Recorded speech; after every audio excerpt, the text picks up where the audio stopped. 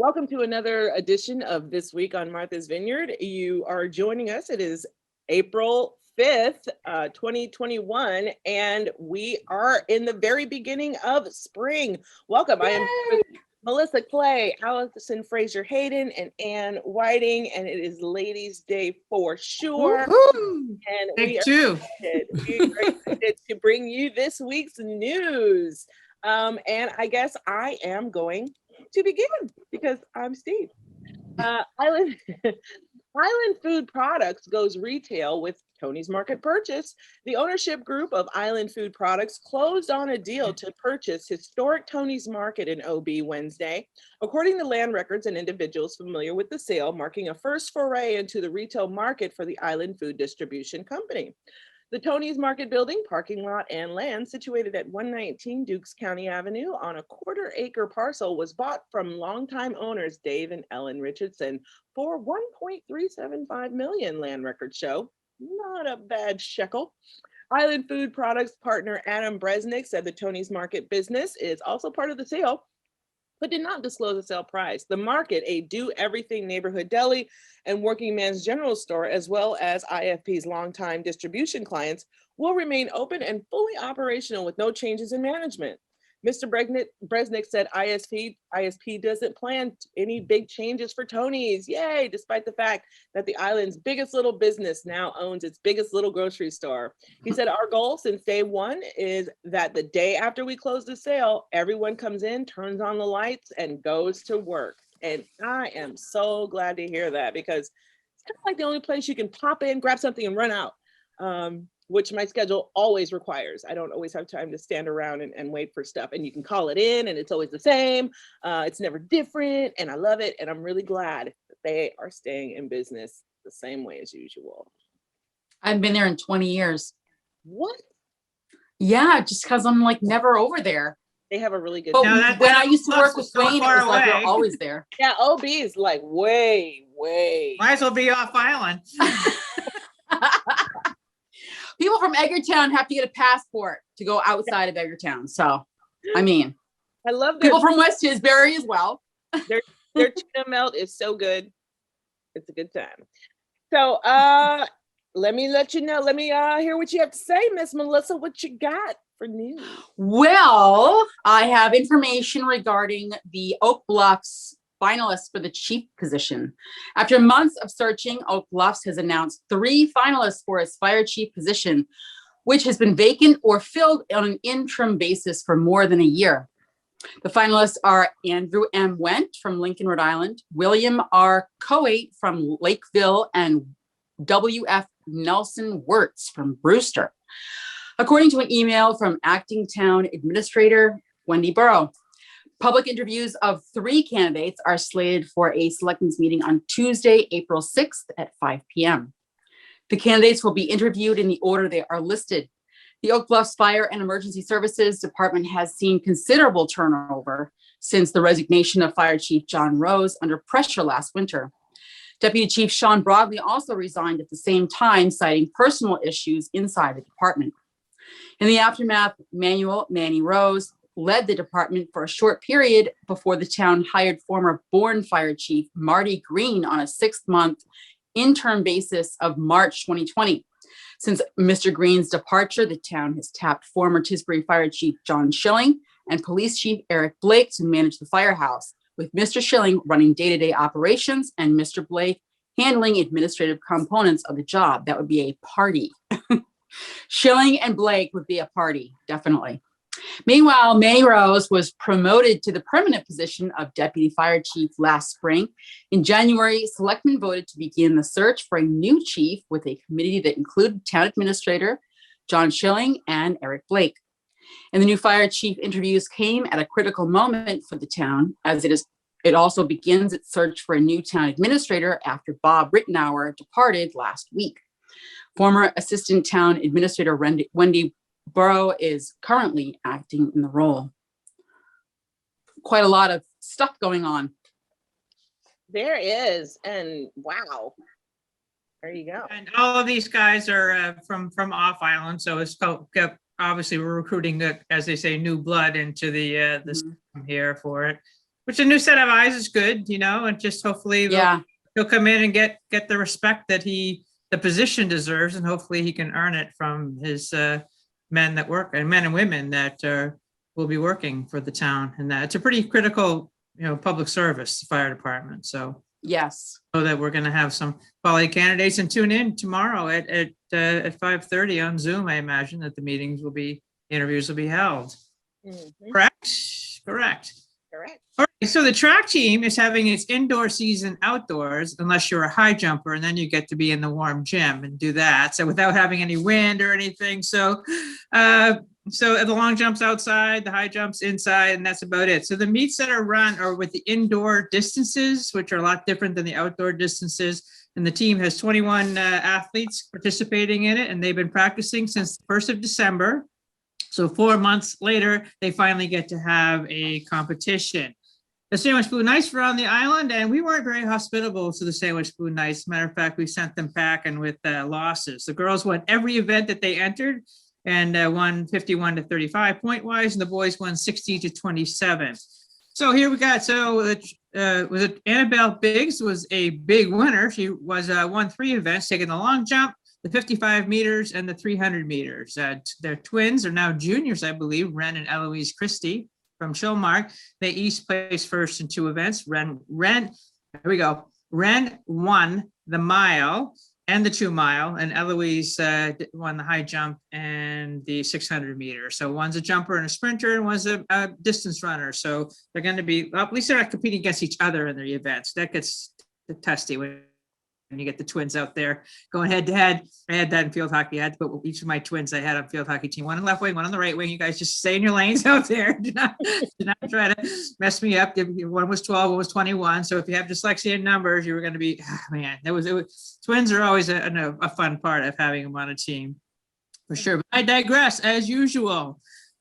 Okay, Amber Cuthbert is a senior, and she probably will be named captain at some point because she's been with the track team for 4 years, but they're out. Every kid that's playing right now and participating is a leader.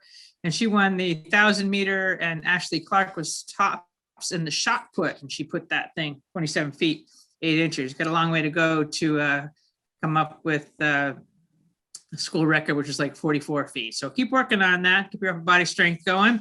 For the boys, Jonathan Norton's won the long jump, 16 feet, 8 inches. And he also won the 55 meter high hurdles. Nick Pecoraro, sprinted to the first in the 55 meter and 300 meter. And Owen Atkins led the way in the mile. Zach Utz won the 1,000, and Borhat Tole won the 2 mile.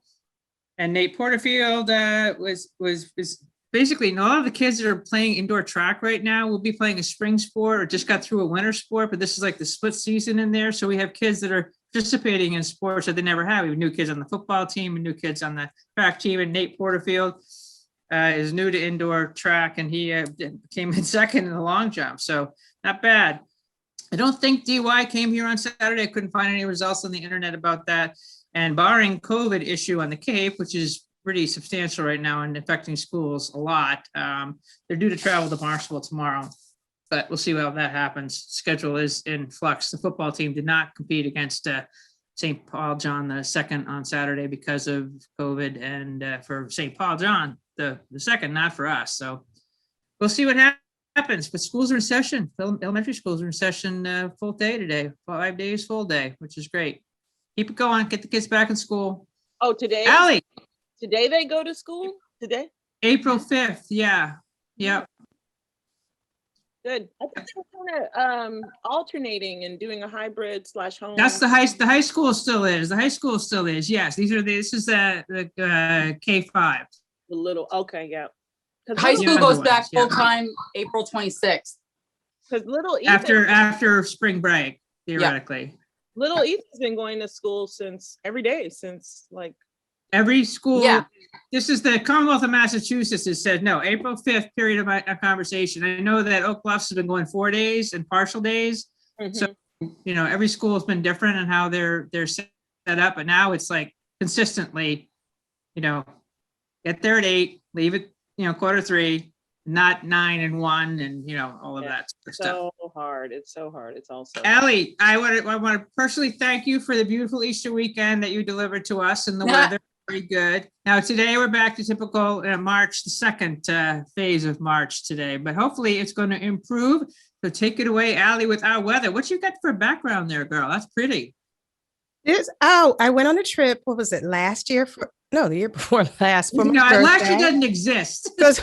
Okay. So a friend of mine took me to the mansions in Rhode Island, and this is one of the mansions in the back. Isn't it beautiful? It is. So if you want to go to a lovely place, we had a tea. Well, we didn't have. They had a tea party, so it was a wonderful birthday. So if you're thinking of spending some time off the island, that's a wonderful place to go. We went to 2 mansions. One was the Marble House, which is my favorite. Everything was marble, walls, steps, bathrooms, everything. So check it out. So anyway, let's get to the weather. Yes, it was a beautiful weekend.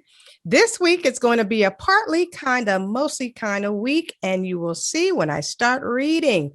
So I want you guys to count how many partlies we have and how many mostlies that we have. Okay, everybody. All righty, let's get to it. Tonight, partly cloudy with a low around 42, breezy with a northwest wind around 21 miles per hour. Taco Tuesday, mostly sunny with a high near 50. North wind 15 to 18 miles per hour. Tuesday night, partly cloudy with a low around 43. Northwest wind around 10 miles per hour. It's going to be pretty mild this week as well. Wednesday, mostly sunny with a high near 50. North wind 11 to 13 miles per hour. Wednesday night, partly cloudy with a low around 44. North wind around 10 miles per hour. Thursday, mostly sunny with a high near 51. North wind around 13 miles per hour.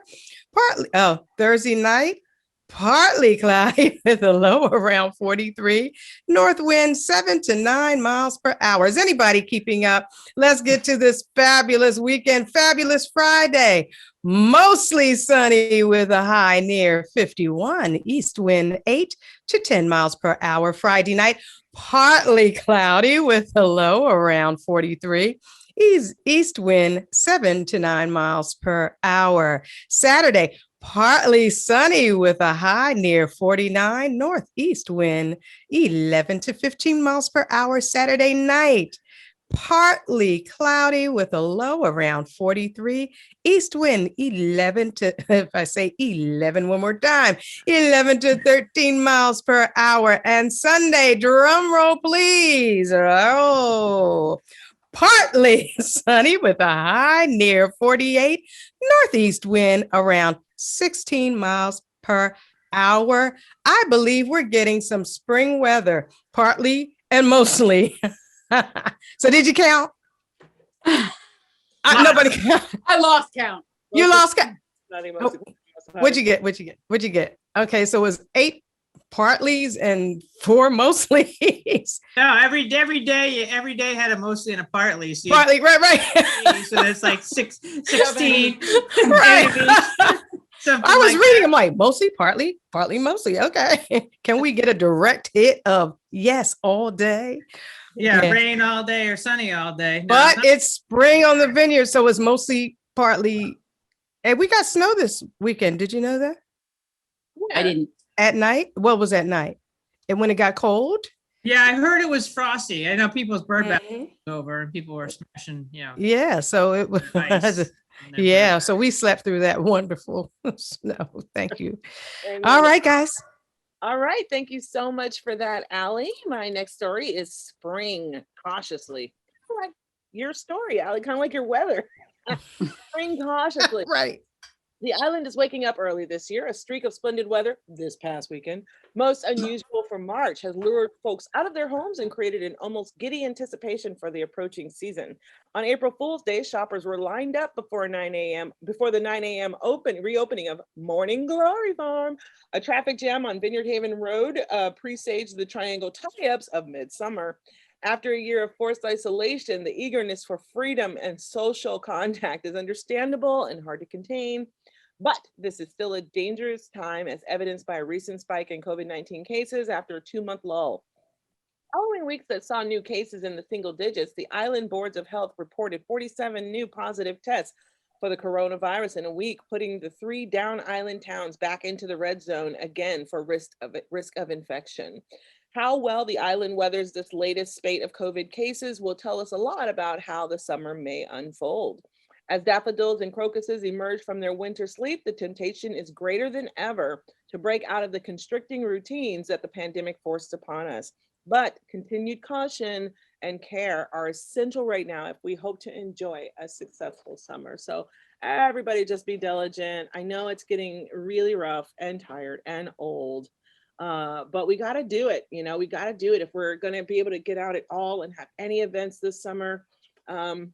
You know, keep the mask on, social distance, wash your hands, do all Get vaccinated if you can. vaccinated if you can. I think I'm almost up for that. Now, April 19th. April 19th. That's oh, right. April 19th? Yep. Okay, For Massachusetts. that's right. So it But I- should be 55 now? I think the vineyard's a little bit different than Massachusetts because of our. No, we're all the same as Massachusetts. Everything's the same. It's just the way it's Yeah. going. But I keep seeing online like no appointment available. Well, because that's just the hospital isn't getting the doses. They could be doing 1,000 people a day, but they're not getting the shipment of the And a vaccine. lot of people are going off island to get vaccinated. Yeah, no, and the steamship authority is giving people, if you have a vaccine appointment, they'll give you a preferred space. Yes, do the they medical- just did. So yes, my husband had an appointment. I love Islanders talk. You can say what you want, but when I put a Yeah, post no, out, it's worth it. no, it is. When I put a post out there, I got information and the information was wonderful. So at 7 a.m., you can get an appointment. I'm sorry, if you call at 7 a.m., my husband got an appointment. I got one for him. We went off yesterday and they gave me my shot with him. Wow. Oh, Where did nice. you go? Oh, Walgreens in Hyannis. Falmouth? Oh, Mhm, nice. Hyannis. They give Hyannis. you what they have. And so if you call 7 a.m., they'll give it to you. I did have an appointment for Thursday, but since they did me with him, then I'll go back with him and get that shot. So Pfizer. And what's the interval between the first and the second shot for off-island shots? It's the same. It's just 3 weeks or so, right? 3 weeks. 3 weeks for Pfizer, 4 weeks for Moderna. No. Okay. I am now, quote, as they call, fully vaccinated because I got my second Moderna shot at the hospital here because I'm older than a lot of you people that I'm looking at this now. And No, I'm not far behind. yeah, well, I got that done 2 weeks ago today. So I am fully, what they would consider fully vaccinated, which is a very Awesome. a reassuring thing is that now I have, and my stepkids are fully vaccinated as well. So they're gonna come down and they're coming down for like 4 days. Or so we're outside where we're doing Thanksgiving dinner. We're doing Everything in one, Period. right? and I don't care. I Well, love it. overs, whatever you want on last night, but that's what we're doing. That's awesome. That's It's great. all of That's those great. holidays. So I've got to do some shopping in the next few weeks for sure to Yeah. stash away. Yeah, we decided to do a road trip and just drop off at everybody's because I'm going to miss, we do a cousin's trip, all the Yeah. girls in the family, and I'm going to miss that. But so I told everybody, just be prepared because we're going to stop at everybody's house all the way down to Florida. So a long road trip. So I'm excited. So I'm glad. I'm really glad. So everybody get vaccinated. Yeah, get back. If they can, they could get the doses. The country did 4 million people on Yes. Monday, so if we can keep ahead of this and get the states that are allowing everyone to run around without vaccines and without masks and social distancing and going out and having partying and all that sort of stuff. But Just a little while longer. I know, I think it's going through it for the second time. That's really annoying people. Like, oh my gosh, it's gonna be like 2nd May, Yeah. 2nd June, Like One, again. I'll give you one, but I'm not working on year number 2 here, but we gotta be respectful of the science, and that's And respectful of each other. Just care. exactly, Just care. man. exactly. So The only person, All right. and this is the introverts. All right, Melly. Yeah. It's Speaking of fueled up by pent-up demand after a year-long pandemic, tightened by a sizzling real estate market, the Vineyard summer rental market is experiencing an unprecedented boom this year. Early bookings, longer stays, and demand for higher-end properties have realtors around the island gearing up for potentially one of the busiest summers on record, as the fever for short-term lodging started early and has not let up. Ticket data provided by the Steamship Authority paints a similar picture of a bustling summer ahead, with advanced ticket sales in many cases already surpassing those of 2019. Tina Conroy, a real estate agent at Conroy and Company, said seasonal bookings at the agency have doubled this year, with nearly all the company's August inventory sold out. The agency has since booked most of its July inventory and is still fielding calls for rentals from May through September. That's crazy. It is crazy. Yep, and the people are, it's like definitely people can charge whatever they want too, because people are going to pay it to get here. Mhm. That's going to be interesting. All right, Allie, you asked, and I will add about doing some bird feeder information. Yes, please. I'm going to go through that for you, and the variety of stuff that's going on. Now, it's huge migrations happening right now, and we are going to be, I had probably, 50 grackles come through and just annihilate my feeders this morning. So I'm going to have to reload, but they're temporary. They're just moving through, refueling, and they'll be going. If they come back tomorrow, then we'll have a little chat with the dogs outside all the time, because dogs and my other birds are really on good speaking terms here. All right, so now you should see something, a bluebird and what we call a window bird feeder. Now there's windows, there's shelves, there's tubes, there's hummingbird feeders, there's suet feeders. But this is a window bird feeder, and they're plastic. They're suction cups onto the window, and the birds will come in and feed out of them. And then you get, especially great for little kids, because then they can see, oh, that's a bluebird, oh, that's a chickadee, or that's a titmouse, or that's a nuthatch. Mixed seeds in there. The squirrels are not going to get to this as easily as they think they can. Who knows? They're pretty smart. And they come in all different varieties. And also the birds aren't going to fly into the windows if they get spooked by something out in the yard. So that's a window feeder. You got to keep those clean, and because they're not, some of them aren't really, waterproof, because the rain is going to come down, and the seed will spoil really quickly if it gets soaking wet and then doesn't get to dry out. All right, this is a shelf feeder, and you can hang these up outside. There's also, you can attach them to your tree. You can put them, on a bracket outside your window and fill them up every day. And there's no roof on it, but it's accessible to a variety of birds and, of course, animals. Okay, so this is somebody's feeding station. You notice the squirrel's got his own little shelf up there. So That's really cool. Handy for it. Yeah, and these are different tube feeders, and different species are coming. I have two of these suet feeders that are the tube feeders. That have the balls in them. And then there's another feeder that this is full of nuts. This one's got, regular corn seed in it and millet, and another suet ball over there with a titmouse on it.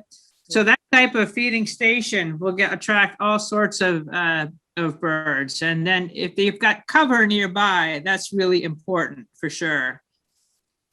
Okay, this is a thistle feeder, or Niger seed as it's called, and it's a finch feeder. Now, a lot of people say that this one that's got wire mesh on it, sometimes the little toes of the birds can get stuck in it, but that's very rare. Other ones are plastic and have a small feeding tube into it like that. You can see the bird going into, the bill is going into that little tiny thing there. Niger seeds are they're tiny, and these birds can, slit them open and get the little tiny seed. It's more like a poppy seed almost inside the outer casing of it. But the finches are going to come through. They're getting much more yellow now, and they're beautiful. The house finches, purple finches, and goldfinches. Typical tube feeder. I've got like two of these out in my backyard. This one's technically is squirrel proof, but it's not really, because as soon as Nothing squirrel proof. Nothing is squirrel proof. These are the most popular feeders. There's all different ones. They have different perches on them. Some of them have 5 or 6 perches, and some of them have just 2 or 3. The most important thing about the tube feeders is that down here in the bottom, they have a tendency to have old seed just decompose in there, and that creates a salmonella problem for your songbird. So you want to definitely once every 2 weeks or 3 weeks, bring them inside, take them apart, remember where all the parts go, clean them, and then put them back together again. There's another type of a tube feeder. These are pretty small pictures that I stole. I have one of these in my backyard. It is squirrel proof, let me tell you, because you can't get inside that. They've tried. And the birds do not empty this one as fast as they do my feeder that has the non-squirrel cage around it. So maybe they're a little bit hesitant to go through the mesh as well. And this is a hummingbird feeder. These are going to put these out probably another, let's see, it's April 5th. Another 2 weeks or so. Hummingbirds may come back, and they're very, very popular. Make sure you put in a ratio of 25% sugar to the water. So it's like a quarter cup to a cup of water, and that's nectar to them, and they'll come zipping in for sure. And I'm going to build one of these this summer for my Orioles. It's got a little roof over it. Oranges go there. These are grape jelly. And that's an Oriole feeder. I wish I could, maybe if I do this. There you go. It's fuzzy, but it's definitely bigger for that. So those are all types of bird feeders that you can get. And there's all different types of food that you can get. The suet feeders are either cake. They put the square boxes in them. The square blocks of suet that you can buy for 99 cents a block at Tractor Supply. They're probably about $1.39, maybe at Reliable, and $1.79 at Crown-Higgs, but you can get them. And there's so much stuff on the island you can get your bird feeders. Felix Neck, SBS, Shirley's when it opens back up again after its COVID episode, and Granite. And there's always, of course, the internet. But don't buy the cheap ones. Don't buy a cheap bird feeder, a cheap plastic bird feeder. A squirrel within a week will have that shredded in half. No, I'm serious. Yeah, it's a waste of I money. believe it. No, It's I a saw waste the of money. video. You can go buy, I'm gonna get an $8.95 bird feed. A lot of people take an old soda bottle, an empty soda bottle, and put a cap in it and drill holes in it and then hang it up out there. Those will last, and they put like a stick through it for a perch. That'll work for, it's a good project for kids. Put it that way. Yeah, I'm not so good at DIY projects. I like to do So, Me neither. mix up your seed. Some people just do complete, sunflower seeds. That's all I'm going to feed them, and they have no problem with that. Some people put the millet in there. Some people put, all different types of seed out there. Depends on your habitat. Depends on what you're trying to attract. That's part of the deal with feeding birds. Make sure you have cover. You have them out in the open. The Cooper's hawks are sitting there going, there's a buffet down here. I'm sorry. And then a Cooper's hawk will go down and strafe the fly right at the feeder and scatter the birds. And the birds sometimes will fly into your window and then be stunned. And the Cooper's hawk says that was easy and goes down and snags it. But you gotta eat too. About once a month or so, I find a mourning dove has spit the dust in my backyard. So there we go. Oh, And so do you sad. do the bird count only in this? Wait, you normally do the bird count In December Oh, and January. yeah.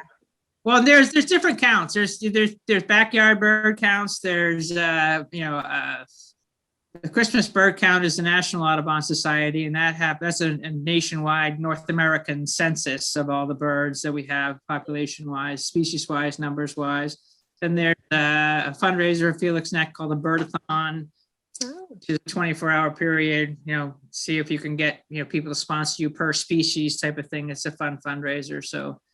Yeah, this time of year, we got the winter birds are leaving us, going north to nest, and there's migrants that nest up north are coming through, and then we have our resident birds that are coming back for their summer vacation, as it were, which is basically breeding season. So I love it here. You just see so many wonderful, natural, beauty. It's just so amazing. I'm still in culture shock. I've been here for 14 years and I still just love all of it. I don't take any of it for granted. It's just no, especially this past weekend with the weather that we had, which was so crystal clear, you could see forever. And get a pair of binoculars out and just look up. You'd be seeing tree swallows would be flying by. And you go up to Aquinnah to the cliffs. That's a big migratory route that you could literally sit there and just birds will be zipping over your head for, Wow.